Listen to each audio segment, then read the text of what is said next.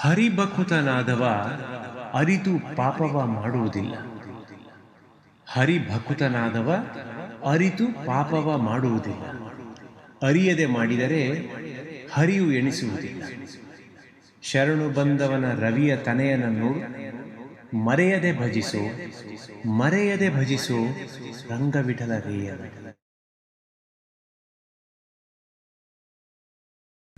ಕೃಷ್ಣಂ ವಂದೇ ಮಂಥಪಾಶಧರಂ ದಿವ್ಯಾರ್ಭಕಾಕೃತಿಂ ಶಿಖಾಬಂಧತ್ರಯೋಪೇತಂ ಭೈಷ್ಮೀಮಧ್ವಕರಾರ್ಚಿತಂ.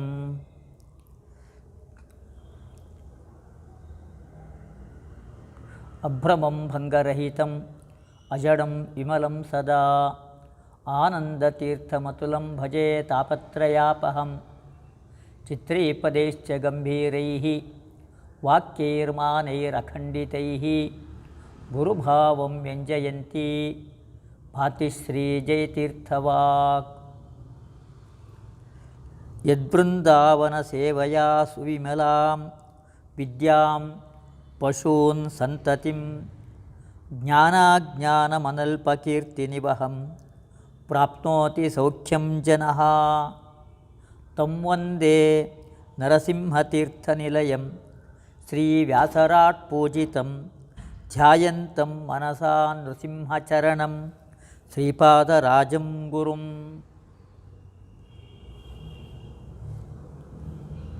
ನಮ್ಮ ದಾರ್ಶನಿಕ ಪರಂಪರೆಯ ಇತಿಹಾಸದಲ್ಲಿ ವ್ಯಾಸರಾಜರಿಗಿರ್ತಕ್ಕಂತಹ ಸ್ಥಾನಮಾನ ಯಾವ ದಾರ್ಶನಿಕರಿಗೂ ಕೂಡ ಇಲ್ಲ.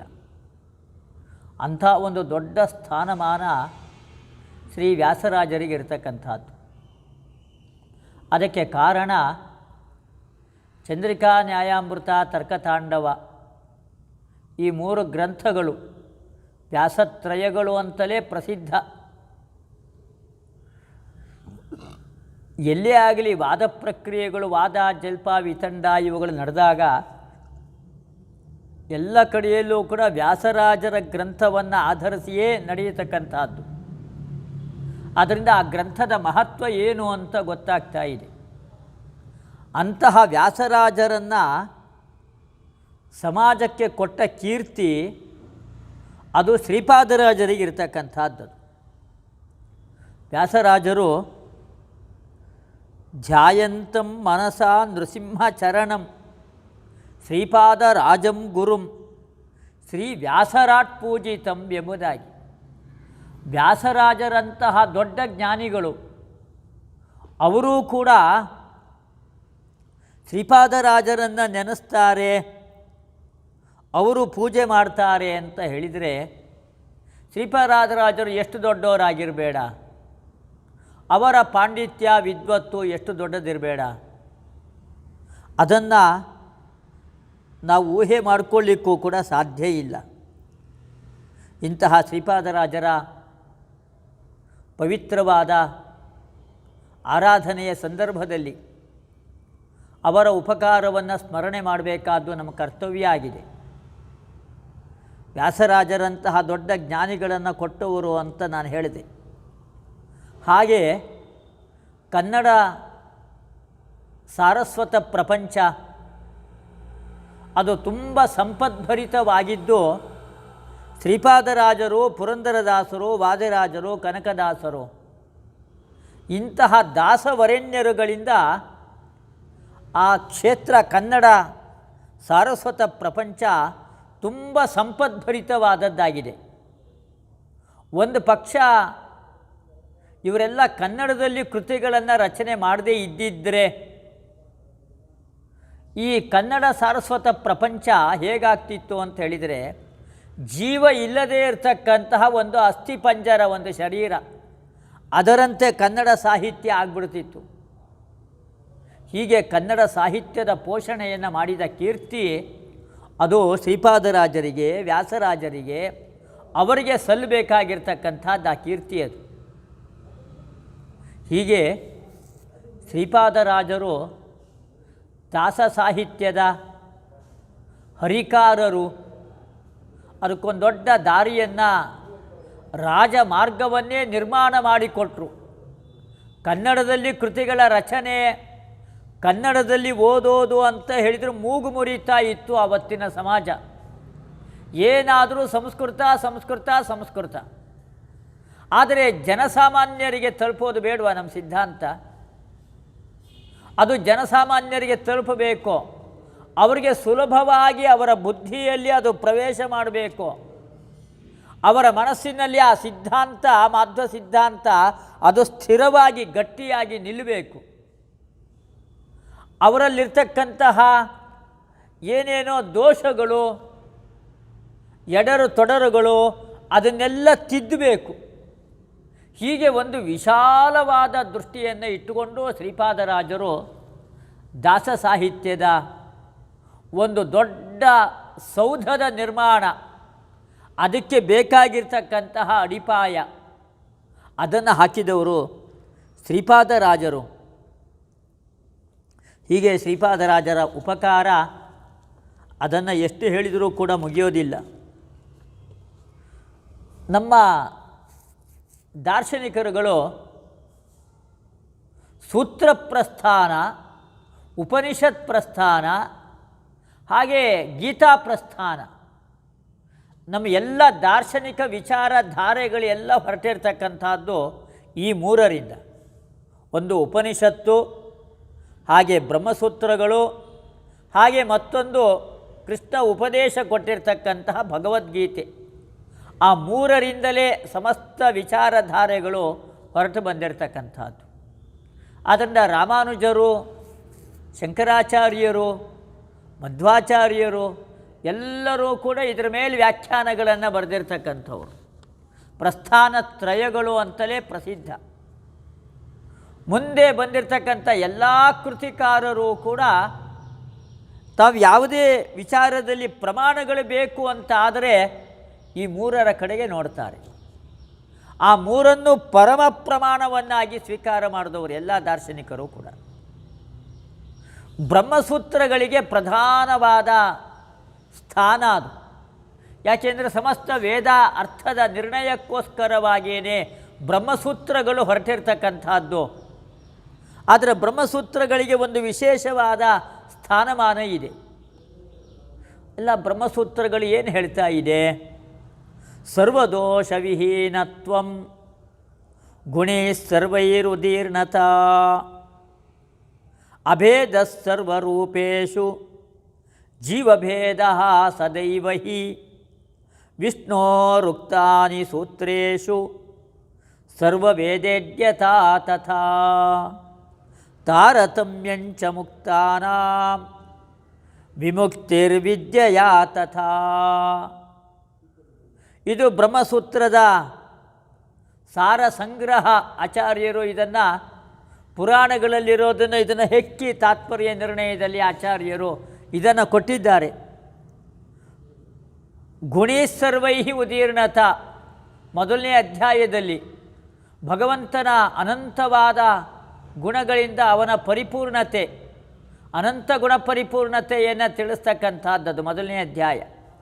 ಎರಡನೇ ಅಧ್ಯಾಯ ಅವನ ದೋಷ ದೂರತ್ವ, ಅವನಲ್ಲಿ ಯಾವ ವಿಧವಾದ ದೋಷಗಳೇ ಇಲ್ಲ, ದೋಷ ದೂರ ಎಂಬುದನ್ನು ಎರಡನೇ ಅಧ್ಯಾಯ ಅದನ್ನು ತಿಳಿಸಿಕೊಡತ್ತೆ. ಮೂರನೇ ಅಧ್ಯಾಯ ಏನು ಹೇಳುತ್ತೆ? ಅದನ್ನು ಸಾಧನಾಧ್ಯಾಯ ಅಂತ ಕರೀತಾರೆ. ಸಾಧನಾಧ್ಯಾಯ ಜ್ಞಾನ, ಭಕ್ತಿ, ವೈರಾಗ್ಯಗಳು, ಉಪಾಸನೆ, ಹೇಗೆ ಪರಮಾತ್ಮನ ಉಪಾಸನೆ ಮಾಡಬೇಕು. ಅಭೇದ ಸರ್ವರೂಪೇಶು, ರಾಮಕೃಷ್ಣಾದಿ ಅನಂತವಾದ ರೂಪಗಳು, ಆ ರೂಪಗಳಲ್ಲೆಲ್ಲ ಯಾವತ್ತೂ ಭೇದ ಚಿಂತನೆಯನ್ನು ಮಾಡಬಾರ್ದು. ನೇಹ ನಾನಾಸ್ತಿ ಕಿಂಚನ. ಭೇದ ಚಿಂತನೆಯನ್ನು ಮಾಡಿದರೆ ಅವನು ಅಧಃಪತನವನ್ನು ಹೊಂದುತ್ತಾನೆ ಎಂಬುದಾಗಿ. ತಾನೇವ ಅನುವಿಧಾವತಿ ಅಂತ ಕಾಠಕ ಉಪನಿಷತ್ತಿನಲ್ಲಿ ಬರುತ್ತೆ. ತಾನೇವ ಅನುವಿಧಾವತಿ ಎಂಬುದಾಗಿ ಅವನು ಹೋಗೆಲ್ಲ ಅಧಃಪತನವನ್ನು ಹೊಂದ್ಬಿಡ್ತಾನೆ ಪರಮಾತ್ಮನ ರೂಪಗಳಲ್ಲಿ ಭೇದ ಚಿಂತನೆಯನ್ನು ಮಾಡಿದರೆ. ಆದರೆ ಜೀವರುಗಳಲ್ಲಿ ಭೇದ ಚಿಂತನೆ ಮಾಡಬೇಕು. ಜೀವರುಗಳಲ್ಲಿ ಭೇದ ಇದೆ, ಪರಮಾತ್ಮನ ರೂಪಗಳಲ್ಲಿ ಭೇದ ಇಲ್ಲ. ಆ ಪರಮಾತ್ಮ ಸರ್ವವೇದೇಡ್ಯ, ಎಲ್ಲ ವೇದಗಳಿಂದ ಪ್ರತಿಪಾದ್ಯನಾದವನು ಪರಮಾತ್ಮ. ಆ ಪರಮಾತ್ಮನ ಬಗ್ಗೆ ಪ್ರಮಾಣ ಬೇಕು ಅಂತ ಹೇಳಿದರೆ ಬ್ರಹ್ಮಸೂತ್ರಗಳೇ ಪ್ರಮಾಣ, ಬೇರೆ ಯಾವುದು ಪ್ರಮಾಣ? ವೇದಗಳೇ ಪರಮಾತ್ಮನ ಬಗ್ಗೆ ಪ್ರಮಾಣ, ಆಗಮೈಕ ವಿಜ್ಞೇಯ. ವೇದಾಹಿ ಏವ ಏನಂ ವೇದಯಂತಿ, ಅವನು ವೇದ ಅಂತ ಕರೀಲಿಕ್ಕೆ ಅದೇ ಕಾರಣ. ನೇಂದ್ರಿಯಾಣಿನ ಅನುಮಾನಂ ವೇದಾಹಿ ಏವ ಏನಂ ವೇದಯಂತಿ ಅಂತ ಉಪನಿಷತ್ತುಗಳು ಹೇಳ್ತಾ ಇದೆ.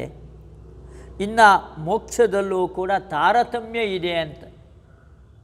ತೇಯೇ ಶತಂ ಪ್ರಜಾಪತೇರಾನಂದ ಸ ಏಕೋ ಬ್ರಹ್ಮಣ ಆನಂದ ಅಂತ ತೈತ್ತರೀಯ ಉಪನಿಷತ್ತಿನಲ್ಲಿ ಮುಕ್ತರುಗಳಲ್ಲೂ ಕೂಡ ಜ್ಞಾನಾನಂದಗಳ ತಾರತಮ್ಯ ಉಂಟು ಅಂತ ತೈತ್ತರೀಯ ಉಪನಿಷತ್ತಲ್ಲಿ ಪ್ರತಿಪಾದನೆ ಮಾಡ್ತಾ ಇದ್ದಾರೆ. ವಿಮುಕ್ತಿರ್ ವಿದ್ಯೆಯ ತಥಾ, ಜ್ಞಾನದಿಂದಲೇ ಮೋಕ್ಷ, ಜ್ಞಾನ ಇಲ್ಲದೆ ಮೋಕ್ಷ ಇಲ್ಲ, ಜ್ಞಾನ ಇಲ್ಲದೆ ಮೋಕ್ಷ ಇಲ್ಲ. ನಾಣ್ಯ ಪಂಥ ಅಯನಾಯ ವಿದ್ಯತೆ, ಮೋಕ್ಷಕ್ಕೆ ಮಾರ್ಗ ಅಂತಲೇ ಕೇವಲ ಜ್ಞಾನವೇ ಮಾರ್ಗ ಅಂತೆ. ನಾಣ್ಯ ಪಂಥ ಅಯನಾಯ ವಿದ್ಯತೆ, ಕರ್ಮಾದಿಗಳು ಯಾವುದೋ ಕೂಡ ಮೋಕ್ಷಕ್ಕೆ ಮಾರ್ಗ ಆಗೋದಿಲ್ಲ ಎಂಬುದಾಗಿ ಅದೆಲ್ಲದರ ನಿಷೇಧವನ್ನು ಅಲ್ಲಿ ಮಾಡಿದ್ದಾರೆ. ಹೀಗೆ ಬ್ರಹ್ಮಸೂತ್ರದ ಪ್ರಮೇಯಗಳು ಇದಾದರೆ, ಈ ಬ್ರಹ್ಮಸೂತ್ರದಲ್ಲಿ ಮೊದಲನೇ ಸೂತ್ರದಲ್ಲಿ ಅಥಾತೋ ಬ್ರಹ್ಮ ಜಿಜ್ಞಾಸ, ಆ ಬ್ರಹ್ಮನ ಜಿಜ್ಞಾಸೆಯನ್ನು ಮಾಡಬೇಕು ಎಂಬುದಾಗಿ. ಜಿಜ್ಞಾಸೆ ಅಂದ್ರೇನು? ಅವನ ಗುಣಗಳ ಚಿಂತನೆ, ಶ್ರವಣ ಮನನ ನಿಧಿಧ್ಯಾಸನ, ಇದನ್ನೇ ಜಿಜ್ಞಾಸ ಅಂತ ಕರೀತಾರೆ. ಅದರಿಂದಾಗಿ ಅನಂತ ಗುಣ ಪರಿಪೂರ್ಣತ್ವದ ದೃಢವಾದ ಜ್ಞಾನ ಬರುತ್ತೆ. ಆ ಜ್ಞಾನದಿಂದಲೇ ಮೋಕ್ಷವನ್ನು ಅವನು ಹೊಂದಲಿಕ್ಕೆ ಸಾಧ್ಯ. ಶ್ರೀಪಾದರಾಜರು ಚಿತ್ತಜನಯ್ಯನ ಚಿಂತಿಸು ಮನವೇ, ಹೊತ್ತು ಕಳೆಯದೆ ಸರ್ವೋತ್ತಮನ ನೆನೆ ಮನವೇ, ಕಾಲದೂತರು ನೂಲು ಹಗ್ಗವ ತಂದು ಕಾಲು ಕೈಗಳ ಕಟ್ಟಿ ಮ್ಯಾಲೆ ಕುಟ್ಟಿ ಕಾಲಪಾಶದೊಳಿಟ್ಟು ಶೂಲದಿಂದಿರಿವಾಗ ಪಾಲಿಸುವರುಂಟೆ ಜಾಲವ ಮಾಡದೆ. ಶ್ರೀಪಾದರಾಜರು ಹೇಳ್ತಾ ಇದ್ದಾರೆ, ಚಿತ್ತಜನಯ್ಯನ ಚಿಂತಿಸು ಮನವೇ, ಮನಸ್ಸಿಗೆ ಎಚ್ಚರಿಕೆಯನ್ನು ಕೊಟ್ಟು ಹೇಳ್ತಾ ಇದ್ದಾರೆ. ನಿನ್ನ ಕೆಲಸ ಏನು? ಚಿಂತನೆಯನ್ನು ಮಾಡೋದು. ಯಾರ ಚಿಂತನೆಯನ್ನು ಮಾಡಬೇಕು? ಚಿತ್ತಜನಯ್ಯನ. ಎಲ್ಲ ಮನೋನಿಯಾಮಕರಾಗಿರ್ತಕ್ಕಂಥವರೆಲ್ಲ ಯಾರಿದ್ದಾರೆ? ರುದ್ರದೇವರು, ಪ್ರದ್ಯುಮ್ನ ಎಲ್ಲ ಇದ್ದಾರಲ್ಲ, ಎಲ್ಲರಿಗೂ ಕೂಡ ಅಯ್ಯ ಸ್ವಾಮಿಯಾಗಿರ್ತಕ್ಕಂಥವನು. ಅವನ ಚಿಂತನೆಯನ್ನು ಮಾಡು, ಅವನ ಜಿಜ್ಞಾಸೆಯನ್ನು ಮಾಡು. ಅವನ ಜಿಜ್ಞಾಸೆಯನ್ನು ಮಾಡೋದು ಬಿಟ್ಟು ಯಾಕೆ ವ್ಯರ್ಥವಾಗಿ ಕಾಲವನ್ನು ಹರಣ ಮಾಡ್ತೀಯ? ಅಲ್ಲ, ಯಾಕೆ ಮಾಡಬೇಕು? ಮಾಡದೇ ಇದ್ದರೆ ಏನಾಗತ್ತೆ? ಮಾಡದೇ ಇದ್ದರೆ ಏನಾಗತ್ತೆ? ಅದೆಲ್ಲ 3ನೇ ಅಧ್ಯಾಯದಲ್ಲಿ ಹೇಳಿದ್ದಾರೆ. ಅಪಿಸಪ್ತ ಓಂ ಎಂಬುದಾಗಿ ಸೂತ್ರ. 7 ನರಕಗಳು ಪ್ರಧಾನವಾಗಿರ್ತಕ್ಕಂಥದ್ದು. ಯಾರು ಪರಮಾತ್ಮನ ಜಿಜ್ಞಾಸೆಯನ್ನು ಮಾಡೋದಿಲ್ಲ, ಪರಮಾತ್ಮನ ಗುಣಪರಿಪೂರ್ಣತ್ವದ ಚಿಂತನೆಯನ್ನು ಮಾಡೋದಿಲ್ಲ, ಅವರೆಲ್ಲ ಕಾಲನ ದೂತರು ನೂಲು ಹಗ್ಗವ ತಂದು, ಅವರೆಲ್ಲ ಕೊಡ್ತಕ್ಕಂತಹ ಶಿಕ್ಷೆ ಯಮಭಟರುಗಳು. ಹೀಗೆ ಅನರ್ಥಗಳಿಗೆ ನೀನು ಒಳಗಾಗಬೇಕಾಗತ್ತೆ ಅನ್ನೋ ಎಚ್ಚರಿಕೆಯನ್ನು ಶ್ರೀಪಾದರಾಜರು ಅಲ್ಲಿ ಕೊಡ್ತಾ ಇದ್ದಾರೆ. ಕಾಲಪಾಶದೊಳಿಟ್ಟು ಶೂಲದಿಂದಿರಿವಾಗ. ಕಾಲಪಾಶ, ನಿನ್ನ ಆಯುಸ್ಸಕ್ಕೊಂದು ಮಿತಿ ಇದೆ ನೋಡು. ಒಂದು ದಿವಸ ನಿನ್ನ ಮರಣವನ್ನು ಹೊಂದುತ್ತೀಯ. ಕೂಡಲೇ ನಿನ್ನನ್ನು ಕರ್ಕೊಂಡೋಗಿ ಶೂಲದಿಂದ ಇರಿತಾರೆ.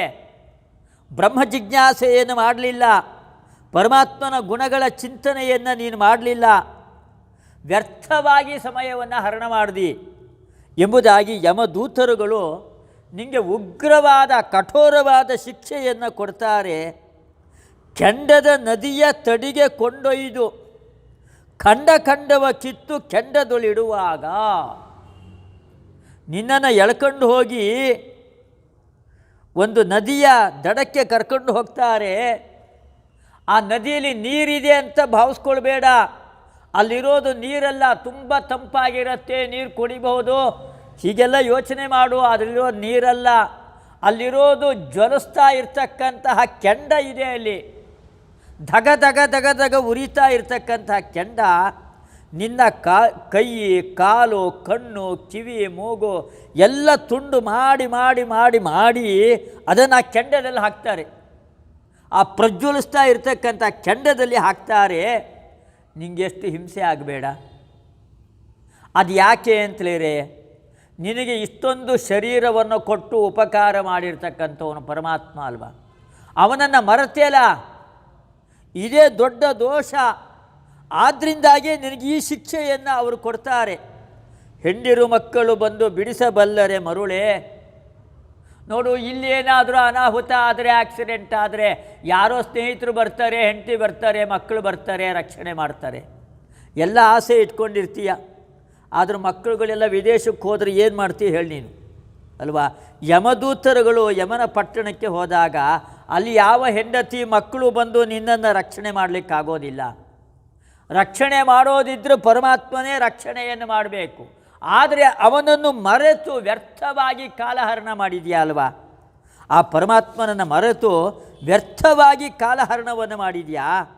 ಹೀಗೆ ಬ್ರಹ್ಮ ಜಿಜ್ಞಾಸೆಗೆ ಇರತಕ್ಕಂತಹ ಪ್ರಾಶಸ್ತ್ಯ, ಆ ಗುಣಪರಿಪೂರ್ಣತ್ವದ ಚಿಂತನೆಗಿರ್ತಕ್ಕಂತಹ ಪ್ರಾಶಸ್ತ್ಯ, ಅದನ್ನು ತಲೆ ಒಳಗಡೆಗೆ ಇಟ್ಕೋ ಯಾವತ್ತೂ ಕೂಡ. ಕೀರ್ತಿಸಿ ಜನರೆಲ್ಲ ಹರಿಯ ಗುಣ, ಕೀರ್ತಿಸಿ ಜನರು ಕೃತಾರ್ಥರಾಗಿಹರೋ. ಅವನ ಗುಣಪರಿಪೂರ್ಣತ್ವದ ಚಿಂತನೆ ಮೊದಲನೇ ಅಧ್ಯಾಯದಲ್ಲಿ ಹೇಳಿದ್ದು ಗುಣಪರಿಪೂರ್ಣತ್ವವನ್ನು. ಅದನ್ನೇ ಶ್ರೀಪಾದರಾಜರು ಹೇಳ್ತಾ ಇರೋದು. ಕೀರ್ತಿಸಿ ಜನರೆಲ್ಲ ಹರಿಯ ಗುಣ, ಕೀರ್ತಿಸಿ ಜನರು ಕೃತಾರ್ಥರಾಗಿರೋ. ಎಲ್ಲ ನಮ್ಮ ಜೀವನದಲ್ಲಿ ಧನ್ಯತೆ, ಕೃತಾರ್ಥತೆ ಬೇಕು ಅಂತ ಇದ್ದರೆ ಆ ಗುಣಪರಿಪೂರ್ಣತ್ವದ ಚಿಂತನೆಯನ್ನು ಮಾಡಿರಿ. ಅದನ್ನು ಚಿಂತನೆ ಮಾಡಿಯೇ ಎಲ್ಲ ಜೀವನದಲ್ಲಿ ಧನ್ಯತೆಯನ್ನು ಕಂಡಿದ್ದಾರೆ ಅಂತ ಶ್ರೀಪಾದರಾಜರು ಪ್ರಾಚೀನರ ಉದಾಹರಣೆಗಳನ್ನು ನಮ್ಮ ಮುಂದೆ ನೀಡ್ತಾರೆ. ಅವನು ವನದೊಳಗೆ ನಿತ್ಯದಿ ಬಾಹ ಜನರು ಬಡಿದು ಜೀವನ ಮಾಳ್ಪ ಕಿರಾತನು ಕೀರ್ತಿಸೆ ತಾ ಒಲಿದಾತನ ಕೋವಿದ ನೆನೆಸಿದ. ವಾಲ್ಮೀಕಿ ಮಹರ್ಷಿಗಳು ಕಾಡಿನಲ್ಲಿ ವಾಸವನ್ನು ಮಾಡ್ತಾ ಇದ್ದರು. ಯಾರ್ಯಾರೋ ಕಿರಾತರ ಜೊತೆಗೆ ಸೇರಿಕೊಂಡು ಅತ್ಯಂತ ಕೀಳು ಜೀವನವನ್ನು ನಡೆಸ್ತಾ ಇದ್ದರು. ಬಾಹ ಜನರು ಬಡಿದು ಜೀವನ ಮಾಳ್ಪ ಕಿರಾತನು ಕೀರ್ತಿಸಿ, ಯಾರ್ಯಾರನ್ನು ಕೊಲ್ಲೋದು, ಇಂತಹ ಹೀನಾಯವಾದ ವರ್ತನೆಯಲ್ಲಿ ಮುಳುಗಿದ್ದಾವ. ಆದರೆ ಪರಮಾತ್ಮನ ಸ್ಮರಣೆಯನ್ನು ಮಾಡಿ ಕೋವಿದ ನೆನೆಸಿದ. ಇವತ್ತಿಗೂ ಕೂಡ ಸಾವಿರ ಸಾವಿರ ಲಕ್ಷ ವರ್ಷಗಳು ಕಳೀತು, ಆದರೆ ಇವತ್ತಿಗೂ ಕೂಡ ನಾವು ಅಂಥ ಋಷಿಗಳ ಸ್ಮರಣೆಯನ್ನು ಮಾಡ್ತೀವಲ್ಲ.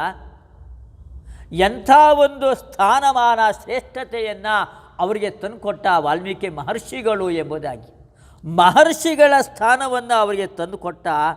ಇದು ಆ ಗುಣಪರಿಪೂರ್ಣತ್ವದ ಚಿಂತನೆಯ ಫಲ. ಇದು ಅವನ ಪಾದರಜ ಸೋಕಲು ಆ ವನಿತೆಯ ಜಡಭಾವ ತೊಲಗಿಸಿ ಆ ವನಿತೆಯನ್ನು ಪಾವನ ಮಾಡಿದ ದೇವಾಧಿದೇವನ. ರಾಮ, ಅವಳು ಗೌತಮ ಋಷಿಗಳ ಪತ್ನಿಯ ಅಹಲ್ಯೆ. ಅವಳು ಜಡವಾಗಿ ಕಲ್ಲಾಗಿ ತಾನು ಬಿದ್ದಿದ್ಲು. ಅವನ ಪಾದ ರಜ ಸೋಕಲು, ಕೇವಲ ಪರಮಾತ್ಮ ಶ್ರೀರಾಮಚಂದ್ರನ ಕಾಲಿನ ಒಂದು ಧೂಳು ತಾಕ್ತಂತೆ, ತಾಕಿದ ಕೂಡಲೇ ಜಾಡ್ಯ ಹೊರಟೋಯಿತು. ಜಡಭಾವವ ತೊಲಗಿಸಿ ಆ ವನಿತೆಯನ್ನು ಪಾವನ ಮಾಡಿದ ದೇವಾಧಿದೇವ. ಅವಳು ಹೆಣ್ಣಾಗಿ ಸ್ತ್ರೀರೂಪವನ್ನು, ಆ ಸುಂದರವಾದ ಸ್ತ್ರೀರೂಪವನ್ನು ಧರಿಸಿ ಎದುರಿಗೆ ನಿಂತ್ಕೊಂಡ್ಳು.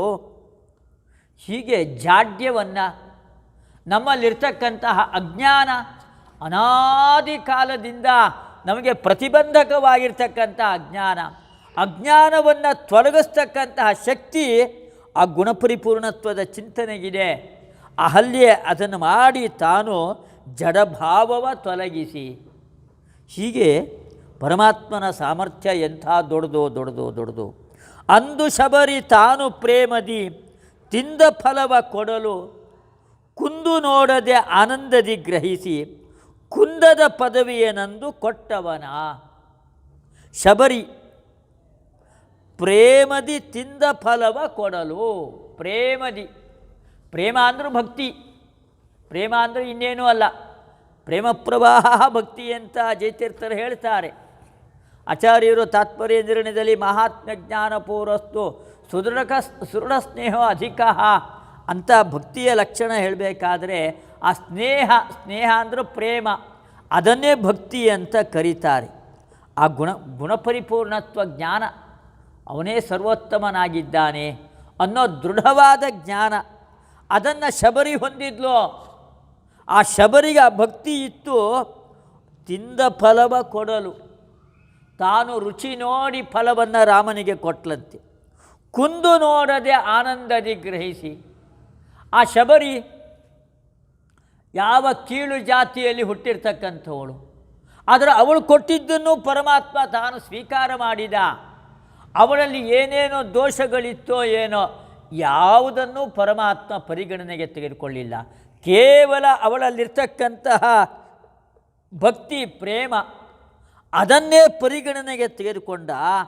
ಅವಳಲ್ಲಿರ್ತಕ್ಕಂತಹ ದೋಷಗಳನ್ನು ಪರಿಗಣನೆ ಮಾಡದೆ ಕುಂದದ ಪದವಿಯನೆಂದು ಕೊಟ್ಟವನ. ಅವಳು ಎಂದು ಮತ್ತೆ ಕೆಳಗೆ ಬರಲೇಬಾರ್ದು, ಮೇಲ್ಗಡೆಗೆ ಹೋಗ್ತಲೇ ಇರಬೇಕು. ಅಂಥ ಒಂದು ಎತ್ತರವಾದ ಪದವಿಯನ್ನು ಅವಳಿಗೆ ಆ ಪರಮಾತ್ಮ ಕರುಣಿಸಿದ. ಇಂಥ ಒಂದು ಕಾರುಣ್ಯ ದಯೆ ಆ ಪರಮಾತ್ಮನಲ್ಲಿದೆ. ಇದೆಲ್ಲ ಯಾರಿಗೆ? ಯಾರು ಗುಣಪರಿಪೂರ್ಣತ್ವದ ಚಿಂತನೆಯನ್ನು ಮಾಡ್ತಾರೆ ಅವರಿಗೆ ಎಂಬುದಾಗಿ 2ನೇ ಅಧ್ಯಾಯದಲ್ಲಿ ದೋಷ ದೂರತ್ವದ ಚಿಂತನೆಯನ್ನು ಹೇಳ್ತಾರೆ. ಪರಮಾತ್ಮನಲ್ಲಿ ಅಲ್ಪವೂ ಕೂಡ ದೋಷದ ಚಿಂತನೆ ಯಾವತ್ತೂ ಮಾಡಬಾರ್ದು, ಮಾಡಿದರೆ ಅವನು ತಮಸ್ಸಿಗೆ ಹೋಗ್ತಾನೆ ಎಂಬುದಾಗಿ. ಶ್ರೀಪಾದರಾಜರು ಅದನ್ನು ಏಕೆ ದೂರುವೀರೇ ರಂಗಯ್ಯನ, ಏಕೆ ದೂರುವೀರೇ, ಯಾಕೆ ಆ ಕೃಷ್ಣನ ಬಗ್ಗೆ ಅಷ್ಟೊಂದು ದೂರನ್ನು ಕೊಡ್ತೀರಾ ನೀವೆಲ್ಲ ಬಂದು?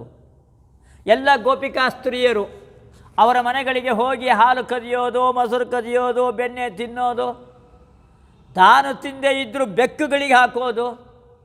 ಕೃಷ್ಣ ಹೀಗೆ ಎರಡ ಅವನ ಲೀಲೆಗಳು. ಅವರೆಲ್ಲ ನಮಗೆ ತೊಂದರೆ ಆಗ್ತಾ ಇದೆ ಅಂತ ದೂರನ್ನು ಹೇಳಲಿಕ್ಕೆ ಬಂದರು. ಆವಾಗ ಆ ತಾಯಿ ಯಶೋದೆ ಹೇಳ್ತಕ್ಕಂತಹ ಮಾತಿದು, ಏಕೆ ದೂರುವೀರೇ ರಂಗಯ್ಯನ, ಏಕೆ ದೂರುವೀರೇ, ಸಾಕು ನಿಮ್ಮ ದೂರ ಬಲ್ಲೆನೋ ಈ ಕುವರನ ಕೃತ್ಯ ಮಾಳ್ಪನೆ. ದಟ್ಟಡಿ ಇಡಲರಿಯವ ಗೋವತ್ಸವ ಬಿಟ್ಟು ಚಲಿಸಬಲ್ಲನೆ, ಗಟ್ಟಿಯಾಗಿ ಗೊತ್ತಿನಲ್ಲಿ ಕಟ್ಟಿನೊಳು ಕಟ್ಟಿದ ಕರುಗಳ ಬಿಟ್ಟನೆ ಈ ಕೃಷ್ಣನ ಮೇಲೆಷ್ಟು ಹೊಟ್ಟೆಗಿಚ್ಚೆ ನಿಮಗೆ ಅಂತ ಒಂದು ಪದ್ಯದಲ್ಲಿ ಆ ಪರಮಾತ್ಮನ ದೋಷ ದೂರತ್ವ, ಅವನಲ್ಲಿ ಯಾವ ವಿಧವಾದ ದೋಷಗಳು ಕೂಡ ಇಲ್ಲ. ಅವನ ಬಗ್ಗೆ ಸುಮ್ಗೆ ಯಾಕೆ ದೋಷಗಳನ್ನು ಹೇಳ್ತೀರಾ? ಬೇರೆ ಬೇರೆ ವಾದಿಗಳು ಭಗವಂತನಿಂದ ವಿಮುಖವಾಗಿ ಬಾಳನ್ನು ನಡೆಸ್ತಕ್ಕಂಥವರು, ಬೇರೆ ಬೇರೆ ದಾರ್ಶನಿಕರುಗಳು ಶಿವನೇ ಸರ್ವೋತ್ತಮ ಎಂಬುದಾಗಿ ಹೇಳೋರು, ಗಣಪತಿಯೇ ಸರ್ವೋತ್ತಮ ಎಂಬುದಾಗಿ ಹೇಳೋರು, ಅವರಿಗೆಲ್ಲ ಪರಮಾತ್ಮನಲ್ಲಿ ದೋಷಗಳು ಕಾಣಿಸಿಕೊಳ್ಳುತ್ತೆ. ಯಾಕೆ ವ್ಯರ್ಥವಾಗಿ ಪರಮಾತ್ಮನಿಗೆ ದೋಷವನ್ನು ಹೇಳ್ತೀರಾ? ನಿರವಧ್ಯ ಅಂತ ಉಪನಿಷತ್ತು ವೇದ ಅವನನ್ನು ಹೇಳ್ತಾ ಇದೆ. ಅವನಲ್ಲಿ ದೋಷದ ಲವಲೇಶವೂ ಇಲ್ಲ ಎಂಬುದಾಗಿ ಎಷ್ಟು ಚೆನ್ನಾಗಿ ಹೇಳ್ತಾರೆ ಶ್ರೀಪಾದರಾಜರು.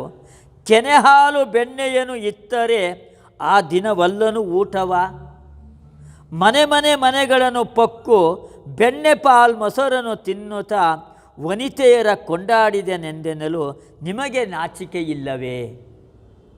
ಶ್ರೀಪಾದರಾಜರು ಹೇಳ್ತಾರೆ, ಅಲ್ಲ ಏನೋ ಒಂದು ಸ್ವಲ್ಪ ಕೆನೆ ಹಾಲು ಬೆಣ್ಣೆ ಕೊಟ್ಟರೆ ಸಾಕು, ನನಗಿವತ್ತು ಊಟನೇ ಬೇಡ ಅಂತ ಹೇಳ್ತಾನೆ. ಇಂಥ ಕೃಷ್ಣನಲ್ಲಿ ನೀವು ನಿಮ್ಮ ಮನೆಗೆ ಬಂದು ಬೇಕಾದಷ್ಟು ಹಾಲೆಲ್ಲ ಖಾಲಿ ಮಾಡ್ದ, ಮೊಸರು ಖಾಲಿ ಮಾಡ್ದ ಅಂದರೆ ಯಾರಾದರೂ ನಂಬಲಿಕ್ಕಾಗತ್ತಾ? ಪ್ರಾಕೃತವಾದ ಆ ಹಾಲು ಮೊಸರು ಬೆಣ್ಣೆ ಇದನ್ನು ತಿನ್ನೋನೇ ಅಲ್ಲ ಅವನು.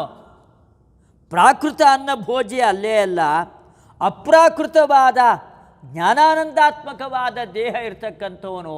ಅವನಿಗೆಲ್ಲಿದೆ ಹಸಿವು, ಅವನಿಗೆಲ್ಲಿದೆ ನೀರಡಿಕೆ?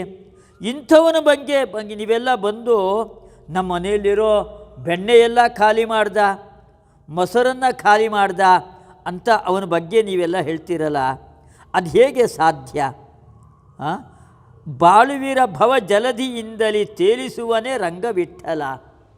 ಎಲ್ಲರನ್ನೂ ಕೂಡ ಭವಸಾಗರದಿಂದ, ಸಂಸಾರ ಸಾಗರದಿಂದ ಮೇಲೆತ್ತಿ ರಕ್ಷಣೆ ಮಾಡ್ತಕ್ಕಂಥವನು ಅವನು. ಅಂಥವನ್ನೆಲ್ಲಾದರೂ ಕೂಡ ನಿಮ್ಮ ಮನೆಯಲ್ಲಿರ್ತಕ್ಕಂಥ ಹಾಲು ಮೊಸರು ಅದನ್ನೆಲ್ಲ ತಿನ್ನತಕ್ಕಂಥವನೇ. ಅವನಿಗೆಲ್ಲಿದೆ? ಅವನಲ್ಲಿ ಯಾವುದಾದ್ರೂ ಕೂಡ ದೋಷಗಳು ಇದ್ದಿದ್ದರೆ ಆ ದೋಷಗಳನ್ನೆಲ್ಲ ನೀವು ಬಂದು ಹೇಳಬಹುದಾಗಿತ್ತು. ಅವನಲ್ಲಿ ಯಾವ ವಿಧವಾದ ದೋಷಗಳು ಕೂಡ ಅವನಲ್ಲಿಲ್ಲ ಎಂಬುದಾಗಿ ಅನೇಕ ಪದ್ಯಗಳಲ್ಲಿ ಅವನ ದೋಷ ದೂರತ್ವ, ಗುಣಪರಿಪೂರ್ಣತ್ವ ಅದನ್ನೆಲ್ಲ ಶ್ರೀಪಾದರಾಜರು ತುಂಬ ಸುಂದರವಾಗಿ ಚಿಂತನೆ ಮಾಡ್ತಾರೆ. ಭಗವಂತನಿಗೆ ಕೃಷ್ಣ ಅಂತಲೇ ಹೆಸರು, ಕರ್ಷತಿ. ಅವನಿಗೆ ಹೆಸರಿದೆ ಕರ್ಷತಿ. ಎಲ್ಲರನ್ನೂ ಕೂಡ ತನ್ನ ಕಡೆಗೆ ಸೆಳೆದುಕೊಳ್ತಾನೆ. ಭಾರಿ ಒಳ್ಳೆ ವಸ್ತ್ರ, ಪೌಡರು, ಲಿಪ್ಸ್ಟಿಕ್ಕು ಎಲ್ಲ ಅಲಂಕಾರ ಮಾಡಿಕೊಂಡು ಬರ್ತಾರೆ. ಯಾಕೆ ಅಲಂಕಾರ ಮಾಡ್ಕೊಂಡು ಬರೋದು? 10 ಜನ ನಮ್ಮನ್ನು ನೋಡಲಿ ಎಂಬುದಾಗಿ, ನಮ್ಮ ಕಡೆಗೆ ಎಲ್ಲರನ್ನೂ ಸೆಳೆದುಕೊಳ್ಬೇಕು ಎಂಬುದಾಗಿ ಆ ದೃಷ್ಟಿಯಿಂದಲೇ ಎಲ್ಲ ಅಲಂಕಾರ ಮಾಡಿಕೊಳ್ಳೋದು. ನಮ್ಮ ಪರಮಾತ್ಮ ಅನಂತವಾದ ಗುಣಗಳಿಂದ ಪರಿಪೂರ್ಣನಾಗಿಬಿಟ್ಟಿದ್ದಾನೆ. ಆ ಅನಂತವಾದ ಗುಣಗಳು ಅವನಲ್ಲಿರೋದರಿಂದಾಗಿ ಎದ್ದು ಸುಂದರವಾಗಿ ಕಾಣಿಸ್ತಾನೆ. ಆದ್ದರಿಂದ ಎಲ್ಲರೂ ಕೂಡ ಅವನ ಸೆಳೆತಕ್ಕೆ ಒಳಗಾಗ್ತಾರೆ. ಎಲ್ಲರೂ ಕೂಡ ಅವನ ಸೆಳೆತಕ್ಕೆ ಒಳಗಾಗ್ತಾರೆ. ಆ ಕೃಷ್ಣನಲ್ಲಿ ಅನೇಕ ಗುಣಗಳನ್ನು ಕಂಡಿರ್ತಕ್ಕಂಥವ್ರು. ಕಂಗಳಿದ್ಯಾತಕೋ ಕಾವೇರಿ ರಂಗನ ನೋಡದ ಜಗಂಗಳೊಳಗೆ ಮಂಗಳಮೂರ್ತಿ ರಂಗನ ಶ್ರೀಪಾದಂಗಳ ನೋಡದ ಅಂತ ಮಂಗಳಮೂರ್ತಿ ಕೃಷ್ಣ ಅಂದರೆ ತನ್ನ ಕಡೆಗೆ ಸೆಳೆದುಕೊಳ್ತಕ್ಕಂಥವನು ಕರ್ಷತಿ. ಯಾಕೆ ಅಂದರೆ ಸೌಂದರ್ಯ, ಆ ಗುಣಗಳಿಂದಾಗಿ. ಅದನ್ನೇ ಶ್ರೀಪಾದರಾಜರು ಜಗಂಗಳೊಳಗೆ ಮಂಗಳಮೂರ್ತಿ ಅಂತ ಹೇಳ್ತಾರೆ. ಅವನ ಕರೆಯೋದು ರಂಗ ರಂಗ ಎಂಬುದಾಗಿ ಅವನನ್ನು ಕರೀತಾರೆ. ರಂಗನ ನೋಡದ ಎಂಬುದಾಗಿ. ಏನು ರಂಗ ಅಂದರೆ ಏನು? ಯಾರು ತುಂಬ ಸುಂದರವಾಗಿರ್ತಾರೆ, ಆ ಸೌಂದರ್ಯದ ಖನಿಯಾಗಿರಬೇಕು, ಅವನನ್ನು ರಂಗ ರಂಗ ಅಂತ ಕರೆಯೋದು. ಆ ಭಗವಂತನಲ್ಲಿ ಅಂಥ ಒಂದು ಸೌಂದರ್ಯ ಇದೆಯಂತೆ. ಇಡೀ ಜಗತ್ತಿನ ಒಳಗಡೆಗೆ ಮಂಗಳಕರವಾದ ಆ ಗುಣಗಳೆಲ್ಲ ಇರೋದು ಅವನಲ್ಲಿ ಮಾತ್ರ. ಆದ್ದರಿಂದ ಅವನನ್ನು ನೋಡ್ರಿ. ಲೋಕದ ಯಾವುದೋ ವ್ಯಕ್ತಿಗಳನ್ನು ನೋಡಿ ಆ ಕಣ್ಣುಗಳನ್ನು ಯಾಕೆ ವ್ಯರ್ಥ ಮಾಡ್ಕೊಳ್ತೀರಾ? ಆ ಕಣ್ಣುಗಳ ಸಾರ್ಥಕ್ಯ ಆ ಪರಮಾತ್ಮನನ್ನು ನೋಡಿದಾಗ ಅಂತ ಹೀಗೆಲ್ಲ ಅನೇಕ ಪದ್ಯಗಳಿಂದ ಶ್ರೀಪಾದರಾಜರು ಆ ಪರಮಾತ್ಮನ ಗುಣಪರಿಪೂರ್ಣತ್ವ, ದೋಷ ದೂರತ್ವ ಅದೆಲ್ಲ ಅನೇಕ ಪದ್ಯಗಳಲ್ಲಿ ಶ್ರೀಪಾದರಾಜರು ಹೇಳಿದ್ದಾರೆ. ಮುನ್ನ ಮಾಡಿದ ಕರ್ಮ ಬೆನ್ನ ಬಿಡದಿದ್ದರೆ ನಿನ್ನ ಓಲೈಸಲು ಯಾಕೆ ಗೋವಿಂದ ಎಂಬುದಾಗಿ. ಮುನ್ನ ಮಾಡಿದ ಕರ್ಮ ಯಾವುದ್ಯಾವುದೋ ಜನ್ಮಗಳಲ್ಲಿ ಮಾಡಿರ್ತಕ್ಕಂತಹ ಕರ್ಮ. ನಹಿ ಕಶ್ಚಿತ್ ಕ್ಷಣಮಪಿ ಜಾತು ತಿಷ್ಠತ್ಯ ಕರ್ಮಕೃತ್. ಕರ್ಮ ಮಾಡದೆ ಯಾರೂ ಸುಮ್ಮನೆ ಕುಳಿತುಕೊಳ್ಳಿಕ್ಕೆ ಸಾಧ್ಯ ಇಲ್ಲ. ಎಲ್ಲರೂ ಕೂಡ ನಿರಂತರವಾಗಿ ಕರ್ಮಗಳನ್ನು ಮಾಡ್ತಲೇ ಇರ್ತಾರೆ. ಹೀಗೆ ಆ ಕರ್ಮದ ಬಂಧನದಿಂದ ಸಿಲುಕಬೇಕು. ಆ ಕರ್ಮದ ಬಂಧನ ನನ್ನನ್ನು ಬಿಡೋದಿಲ್ಲ.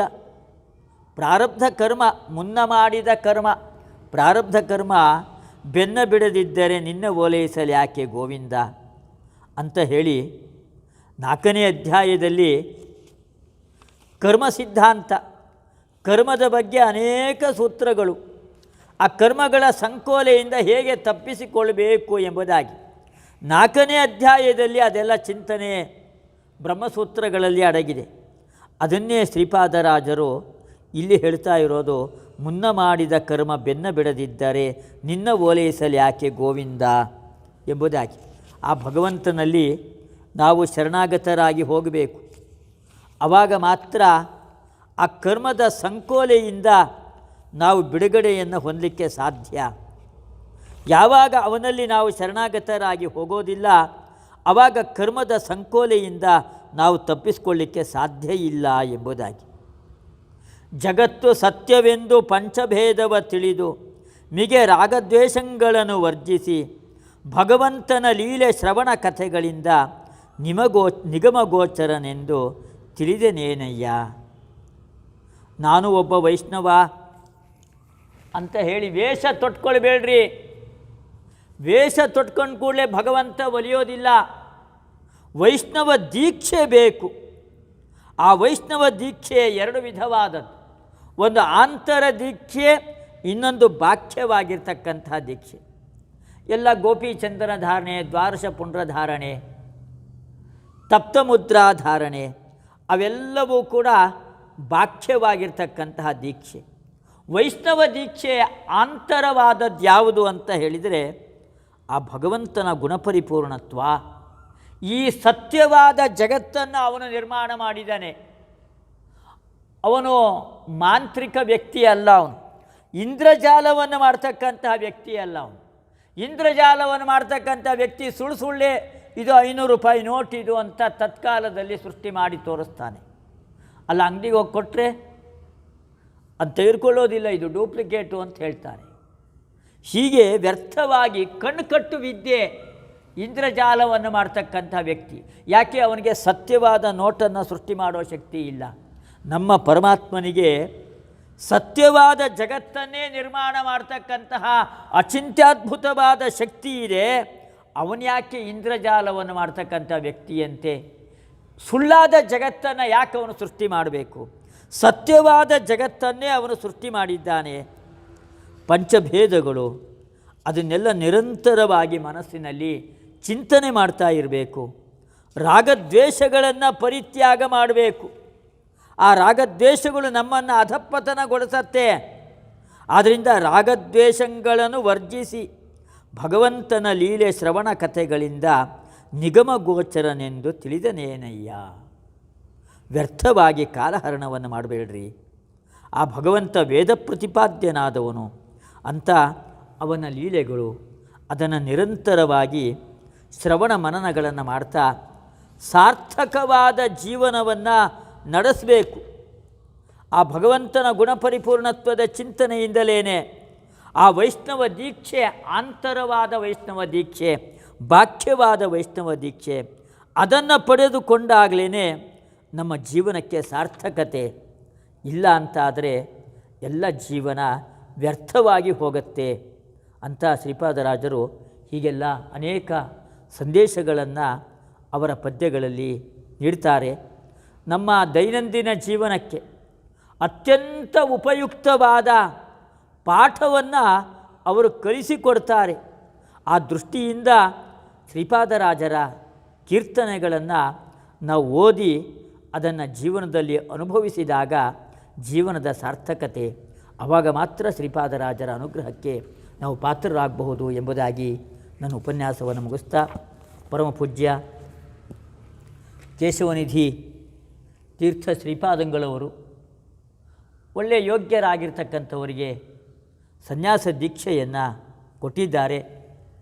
ಪರಮಪೂಜ್ಯ ಸುಜಯನಿಧಿ ತೀರ್ಥ ಶ್ರೀಪಾದಂಗಳವರು ಅವರಿಗೆ ಒಳ್ಳೆಯ ಶಾಸ್ತ್ರ ದೀಕ್ಷೆ ಇದೆ, ವೈಷ್ಣವ ದೀಕ್ಷೆ ಇದೆ.